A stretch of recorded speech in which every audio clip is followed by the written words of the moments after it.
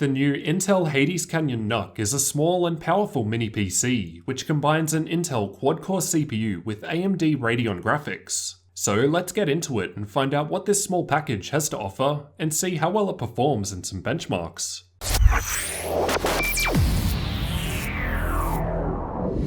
Let's start with the specs, as there's some really interesting hardware in use here. There's an i7-8809G processor, which is an 8th generation Kaby Lake G CPU with AMD Radeon Vega graphics on the same chip. And we'll see how this performs soon in the gaming benchmarks. It's got 4 cores with 8 threads, a base clock speed of 3.1 GHz, a single core turbo boost speed of 4.2 GHz, and an all-core turbo boost speed of 3.9 GHz. The Vega graphics has a 1063 MHz base clock, and 1190 MHz boost speed, along with 4GB of HBM2 memory. Both the CPU and GPU are unlocked too, so they can be overclocked. And I was able to overclock the CPU to 4.2 GHz on all cores, and 1300 MHz on the GPU, along with 900 MHz on the memory. And again, we'll see how this performed soon. When you buy the NUC, it's bare bones, so you'll need to provide your own memory and storage. It's easy to get into. You open up the top by unscrewing the 6 hex screws. Inside, you'll see the lighting panel for the skull, and underneath is where the memory and SSDs are installed. In my unit, there's a single 8GB stick of DDR4 memory at 2400 MHz, however the 2 SODIMM slots can take up to 32GB in dual channel.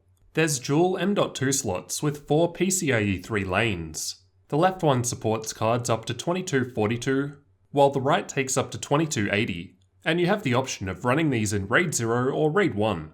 There's some heat pads on the underside of the metal panel which comes in contact with the M.2 drives to keep them cool. And nearby there's some internal USB 2.0 and 3.0 headers, as well as a SATA power connector. For the network connectivity, we've got 2 Gigabit Ethernet ports, Intel 8625 Wi-Fi in a third M.2 slot, along with Bluetooth 4.2 support. Overall, the NUC looks pretty sleek. It's got a matte black finish and the body is made out of a hard plastic which is fairly solid. It doesn't flex even when applying pressure. There's a skull logo found on the top which by default lights up red and blue. However, you can customize the lighting of these 2 separate zones with Intel's LED Manager software. There's some basic effects including solid, breathing, strobing, and pulsing.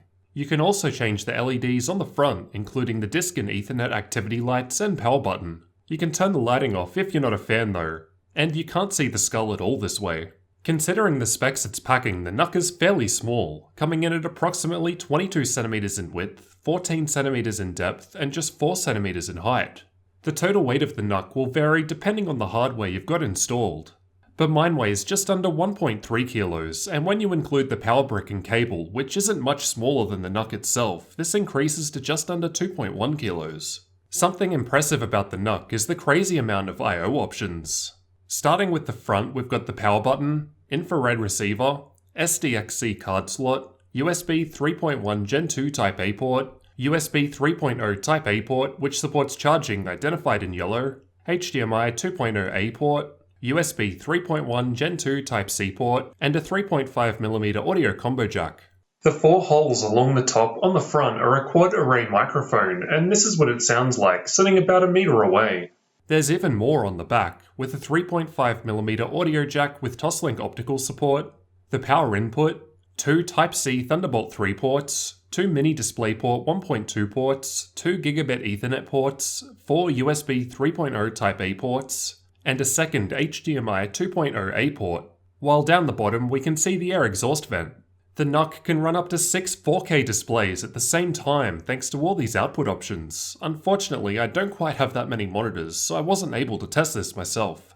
On the left, there's just a honeycomb grille to help with airflow, as well as a Kensington lock, while the right is just more of the same styled vents. Underneath, there's some rubber feet which do a good job at preventing the NUC being easily moved around on a flat surface, and also raise it up a little to help let air in through the vents. The 2 screw holes can also be used with the included VESA mount if you want to attach the NUC to the back of a monitor.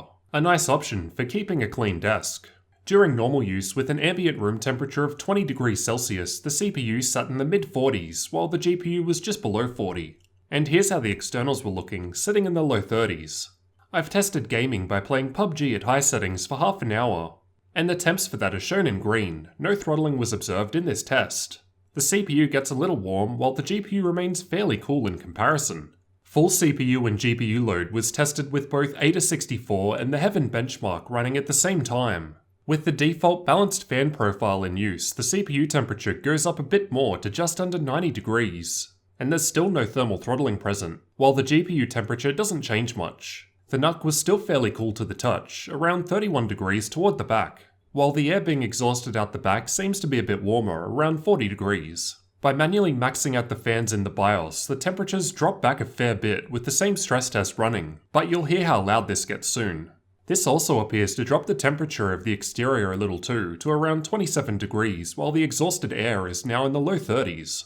With the fans still maxed out and the overclock applied, the main difference is the increase in CPU temperature, shown in purple. And while all CPU cores were sitting at the overclocked 4.2 GHz for most of the time, this did drop back a little occasionally due to some very minor thermal throttling. But keep in mind, this is a stress test. As for the fan noise produced by the NUC, I'll let you have a listen to each of these tests.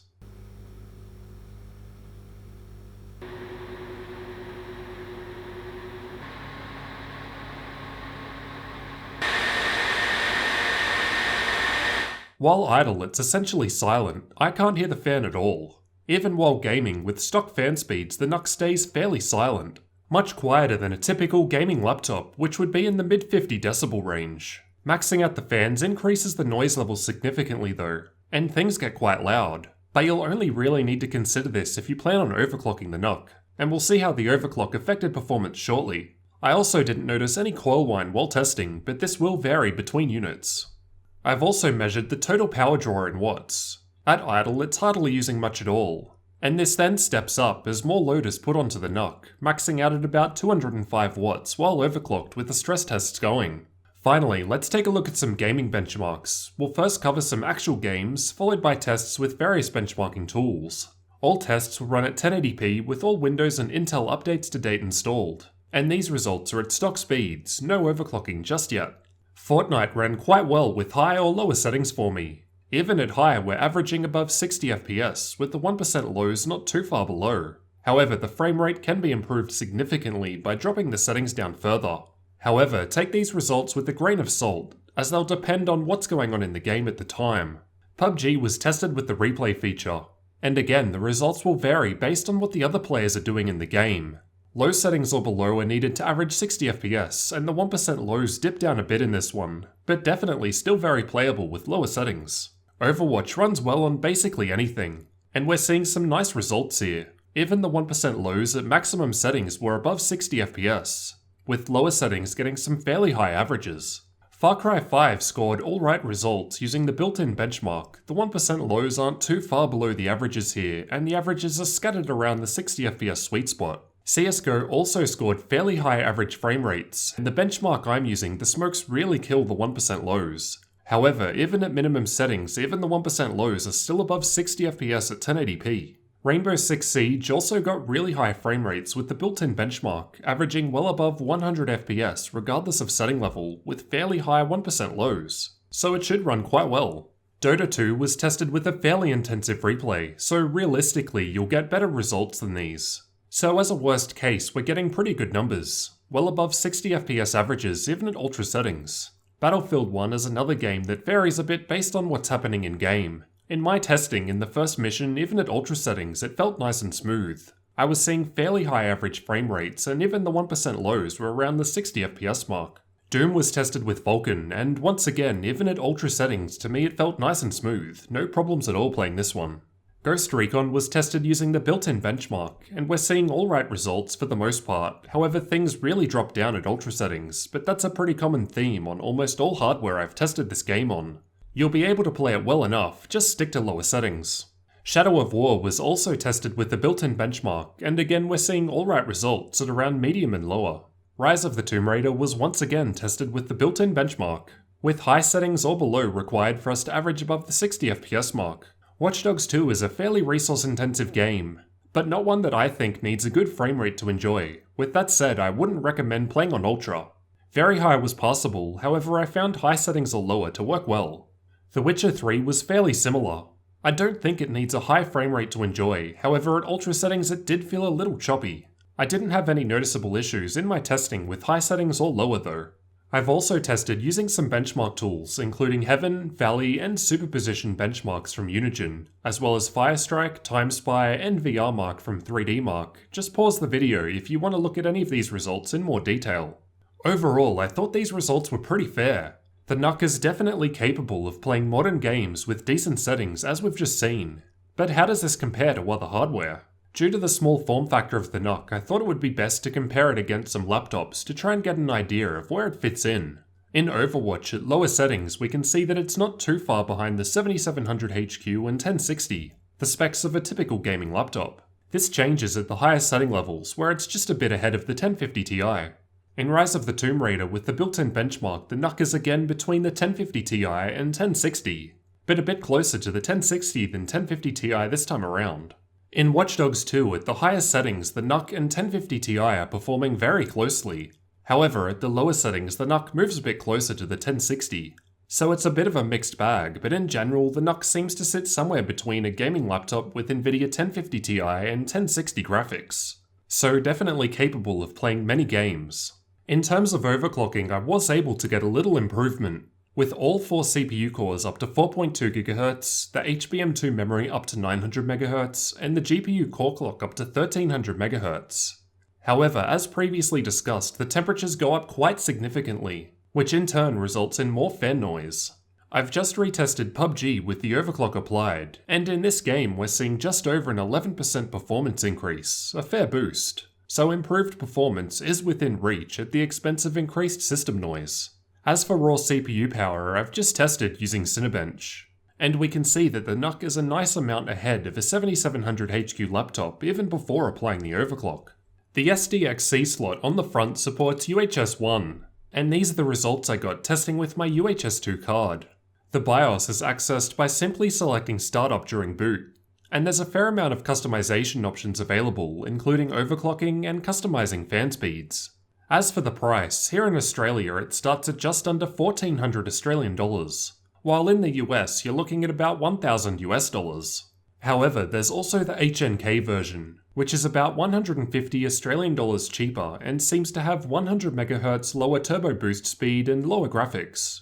It's not cheap, especially when you need to factor in adding your own drive and memory. However, small and lightweight with decent power is always going to come at a cost. Once you add in a cheap M.2 drive, and just a single 8GB stick of memory like I've got here, you're looking at another 150 Australian dollars or so, bringing the total cost up to 1550. In Australia, for that price, you can get a laptop with 7700HQ CPU and 1050 Ti.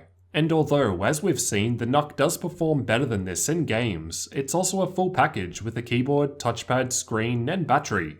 So you'll need to decide if a laptop does the job. Or perhaps the unique form factor of the NUC would be better suited to your task. I could see the NUC making a great home theatre PC, or easily being mounted behind monitors in an office environment and kept out of the way, and there's not really many laptops that could handle 6 displays at once.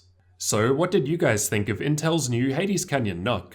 Overall, I thought it was a well-built and powerful mini PC. The specs are decent and it's capable of playing modern games with medium to high settings. And we can boost this even further by overclocking. By default, the system fan noise was fairly quiet, at least when compared to a similarly spec'd gaming laptop. However, it can get quite loud if you do get into overclocking. Although, for the most part, temperatures were acceptable with no thermal throttling until overclocking, and even then it was minor. There's a bit of upgradability as you can change the RAM and M.2 drives, and as a barebones unit you'll need to provide those. While the CPU and GPU package, on the other hand, is part of the board and cannot be upgraded. It was also very interesting seeing Intel and AMD come together to develop the CPU-GPU hybrid solution that's inside the NUC. I'm looking forward to hopefully seeing this available in more devices such as laptops in the future, as it performs quite well. Let me know your thoughts down in the comments, and don't forget to subscribe for future tech videos like this one.